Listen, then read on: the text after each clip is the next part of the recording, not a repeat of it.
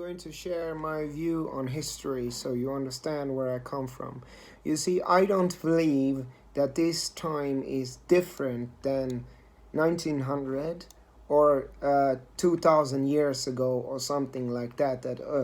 Sometimes you hear these kinds of arguments, we have it so much better now than they had before. We know so much more now than we know before. That's a very linear way of looking at history. No, I don't see it like that. I think that it is the same things in history. 2000, like what I feel now, kids or young adults felt in 1900s. What I feel right now, the ups and downs that I go through, young adults felt like in ancient Babylon 3,000 years ago. It just manifests in a different form.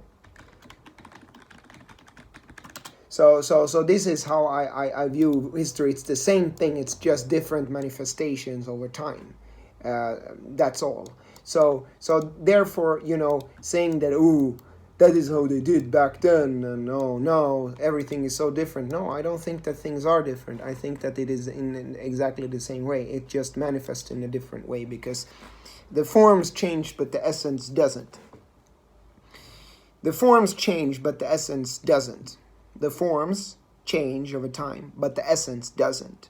And that is why we still study what Muhammad ﷺ, how he lived and how he taught 1,400 years ago. That is why some people still study, Shakespeare's quotes, Isaac Newton's calculations, which were very good calculations.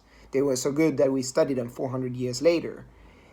Why we study what Siddhartha Gautama, what is known as the first Buddha, said. Why is he the first Buddha? Because history is not linear, it's cyclical. There comes and goes enlightened beings, and they are called Buddhas. Comes and goes prophets. Prophet Muhammad said he's not the first prophet. He doesn't bring the first revelation. Jesus, Isa alayhi salam, in the New Testament said there will be one after me. So you see, history is like a sinus curve, like this. It goes in cycles.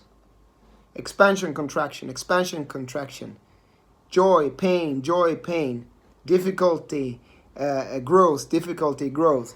So this is how I see history. And if you understand this, you really understand, and if you study a lot of history, eventually you're going to understand this. You understand that it is the essence that you want to always look at, the essence of the teachings, because the forms will always change in time. Prophet Muhammad ﷺ rode camels and horses. We don't use that anymore, we use cars. But the essence is the same. You see, as an example, technology has changed, but the essence is the same. The lessons that were relevant back then are relevant today. And then when you really understand this, you're going to understand that there has never been anything else than one religion, and it is the same teaching and the same people. So the people who believed in Prophet Muhammad ﷺ, the Sahabas, they are the same people who, the same kind of people in spirit that were the 12 apostles of Isa alayhi salam or Jesus. They are the same people who sat with the mystics and wrote down the teachings of the mystics, what is called the Upanishads now in Hinduism. They are the same people. Because most people are not like that. Most people are like the people of Noah who don't believe and don't take the leap of faith, so to speak. Hopefully it's helpful. Assalamu alaikum.